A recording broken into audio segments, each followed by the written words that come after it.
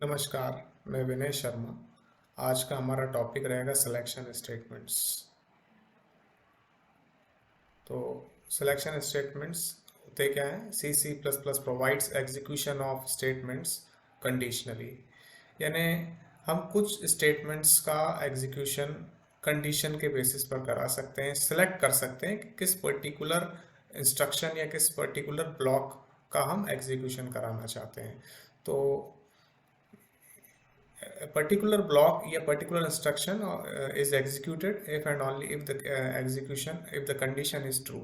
अगर condition true होती तो पर्टिकुलर ब्लॉक या पर्टिकुलर इंस्ट्रक्शन एग्जीक्यूट होता है, और अगर कंडीशन फॉल्स होती है, the condition is false, the block is skipped, उस ब्लॉक को छोड़ दिया जाता है। यानी जो अभी तक sequential execution, step by step जो भी सीक्वेंशियल एग्जीक्यूशन होता है उसको हम कंडीशनली एग्जीक्यूट करा सकते हैं, और उन स्टेटमेंट्स को हम बोलते हैं सिलेक्शन स्टेटमेंट्स। तो ये कुछ टाइप्स हैं सिलेक्शन स्टेटमेंट्स के। 4 टाइप्स के होते हैं generally: simple if statement, if else statement, nested if else statement, और इफ एल्स इफ लैडर। सबसे पहले देखेंगे simple if statement. Simple if statement: the block of code is executed if and only if the condition is true.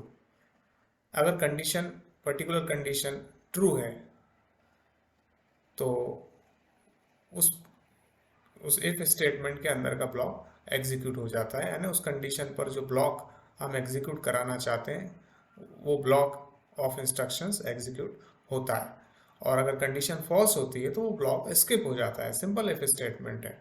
अगर हम अपने programming में कुछ ऐसे इंस्ट्रक्शंस हैं जिनको कंडीशनली एग्जीक्यूट करना चाहते हैं, अगर कंडीशन बनती है, कंडीशन ट्रू होती है तो हम उन्हें एग्जीक्यूट कराना चाहते हैं, और कंडीशन अगर ट्रू नहीं होती है तो हम उसको स्किप कराना चाहते हैं, तो उसकी जगह पे सिंपल इफ स्टेटमेंट का यूज़ करते हैं। इसका सिंटैक्स: अगर मल्टीपल ब्लॉक्स हैं हमारे पास तो मल्टीपल ब्लॉक्स को भी कंडीशनली एग्जीक्यूट किया जा सकता है। जितने ब्लॉक्स की कंडीशन ट्रू होगी उतने ब्लॉक्स एग्जीक्यूट होंगे और बाकी सारे ब्लॉक्स स्किप हो जाएंगे। तो सबसे पहले यहाँ देखेंगे हम syntax of simple if statement. यहाँ सिंटैक्स में हम यहाँ पे देख सकते हैं कि इफ की कंडीशन, यहाँ पे अगर कंडीशन ट्रू है तो ब्लॉक के अंदर कंट्रोल शिफ्ट हो जाता है, प्रोग्राम का कंट्रोल ब्लॉक के अंदर चला जाता है अगर वो कंडीशन ट्रू होती है तो। और अगर कंडीशन फॉल्स है तो फॉल्स होने पर flow of control of program moves out of the block. तो यहाँ हम देख सकते हैं अगर कंडीशन फॉल्स है तो ब्लॉक के अंदर जाएंगे नहीं, वो स्किप हो जाएगा और सीधे कंट्रोल कहाँ चला जाएगा, ये क्लोजिंग ब्रेस के बाद, यानी ब्लॉक से बाहर चला जाएगा। और कंडीशन अगर ट्रू होती है तो ब्लॉक के अंदर जो कुछ भी इंस्ट्रक्शंस हमने दिए होंगे वो सारे इंस्ट्रक्शंस एग्जीक्यूट होंगे। इसको समझेंगे एक एग्जाम्पल से। तो आप देख सकते हैं स्क्रीन पर एक एग्जाम्पल हमको दिखाई दे रहा है C++ के लिए, और यहाँ पे सी लैंग्वेज के लिए। अगर C++ का यूज़ कर रहे हैं तो हेडर फाइल यूज़ करेंगे iostream.h, और अगर सी लैंग्वेज का यूज़ कर रहे हैं तो stdio.h, और इसके बाद दूसरी हेडर फाइल होगी conio.h, यहाँ पे भी conio.h। इसके बाद वॉइड मेन के बाद एक वेरिएबल डिक्लेयर करेंगे int x, और C++ में हम मैसेज देंगे सी out enter a number. C language में आउटपुट फंक्शन होता है printf, उसमें मैसेज देंगे same enter a number. Input statement C++ में cin, और सी लैंग्वेज में scanf। जो भी वैल्यू हम देना चाहते हैं वो उस वैल्यू को एंटर करेंगे तो वो x में जाकर स्टोर हो जाएगी। इसके बाद इफ स्टेटमेंट का यूज़ करेंगे, जैसा कि सिंटैक्स में हमने देखा। इफ के अंदर यहाँ पे हमने कंडीशन दी है, इफ कंडीशन है x ग्रेटर देन 0, तो ये कंडीशन ट्रू तभी होगी जब जो वैल्यू आपने एंटर की है वो 0 से ग्रेटर होगी।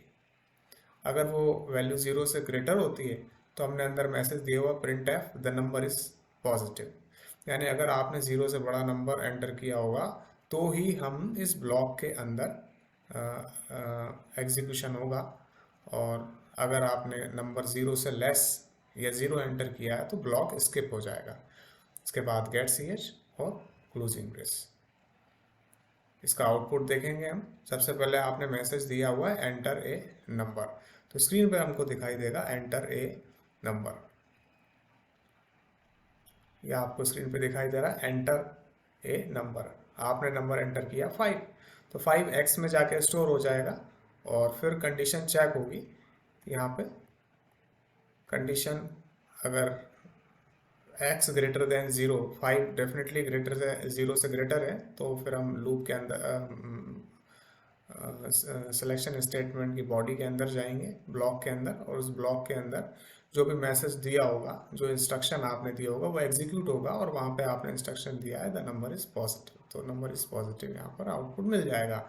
और अगर आप नंबर नेगेटिव एंटर करेंगे तो कोई भी आउटपुट नहीं मिलेगा। इफ़ के अंदर का ब्लॉक, इफ़ की कंडीशन फॉल्स हो जाएगी और वो ब्लॉक स्किप हो जाएगा। ये था सिंपल इफ स्टेटमेंट। इसके बाद देखेंगे if else statement.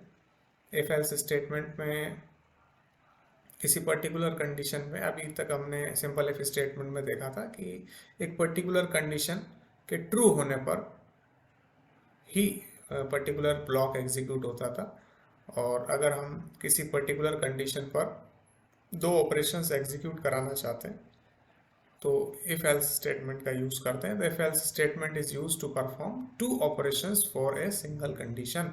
Single conditions पे 2 ऑपरेशन परफॉर्म किए जा सकते हैं। 2 ऑपरेशंस में से कोई एक ऑपरेशन परफॉर्म किया जा सकता है। If the condition is true the block of if is executed. अगर कंडीशन ट्रू होती है तो इफ के अंदर का ब्लॉक एग्जीक्यूट हो जाता है, जैसा कि सिंपल इफ स्टेटमेंट में होता था। और कंडीशन फॉल्स होने पर भी अगर किसी पर्टिकुलर ब्लॉक को एग्जीक्यूट करना चाहते हैं तो वो एल्स के अंदर का ब्लॉक एग्जीक्यूट होता है।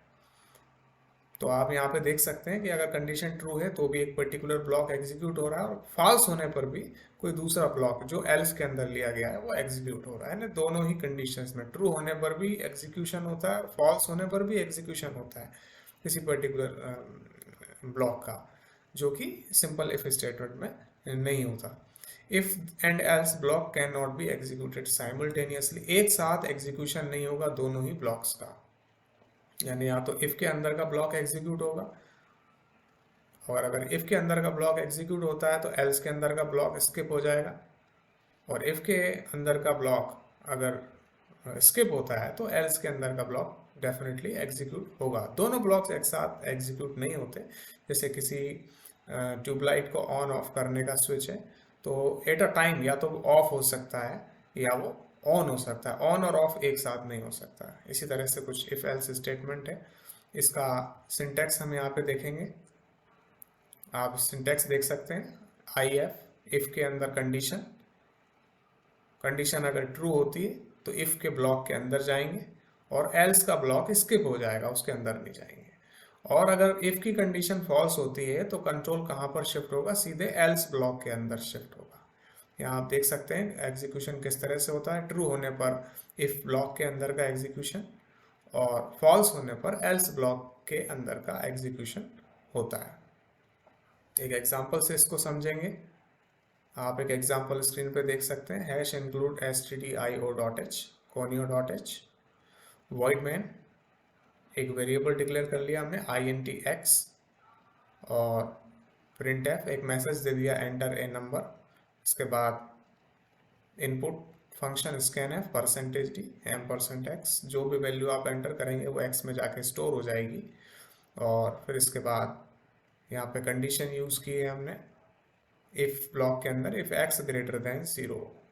अगर आपने वैल्यू 0 से ग्रेटर एंटर की है तो ये कंडीशन ट्रू होगी, और ट्रू होने के बाद आप इस ब्लॉक के अंदर मूव करेंगे। यहाँ पे मैसेज है द नंबर इज पॉजिटिव। और अगर आपने नंबर वैल्यू नेगेटिव एंटर की है या 0 एंटर की है तो यहाँ पर ये कंडीशन फॉल्स हो जाएगी इफ के अंदर की, और सीधे कंट्रोल कहाँ शिफ्ट हो जाएगा, एल्स के अंदर। और एल्स के अंदर आपने मैसेज दिया है द नंबर इज नेगेटिव और 0। इसके बाद एल्स की बॉडी क्लोज हो जाएगी गेट सी एच, और वॉइड मैन की बॉडी यहाँ पे क्लोज हो जाएगी। इसका आउटपुट हम देखेंगे। मैसेज है एंटर ए नंबर, सपोज आपने एंटर किया 10, डेफिनेटली 10 0 से बड़ा है, तो इफ़ के ब्लॉक के अंदर जो मैसेज दिया है वो यहाँ पे डिस्प्ले होगा। और आपने मैसेज दिया द नंबर इज़ पॉजिटिव, तो पॉजिटिव नंबर डिस्प्ले हो जाएगा। आपने दोबारा प्रोग्राम को रन किया, एंटर ए नंबर, इस बार आपने -10 दिया, तो x की वैल्यू -10 हो जाएगी। तो -10 ग्रेटर देन 0 वो कंडीशन वहाँ पर फॉल्स हो रही है। फॉल्स होने पर इफ ब्लॉक के अंदर नहीं जाते, एल्स के अंदर एग्जीक्यूशन होगा। एल्स के अंदर एल्स ब्लॉक के अंदर जो मैसेज दिया है वो आपने दिया द नंबर इज नेगेटिव और 0, तो यहाँ पे आउटपुट मिलेगा द नंबर इज नेगेटिव और 0।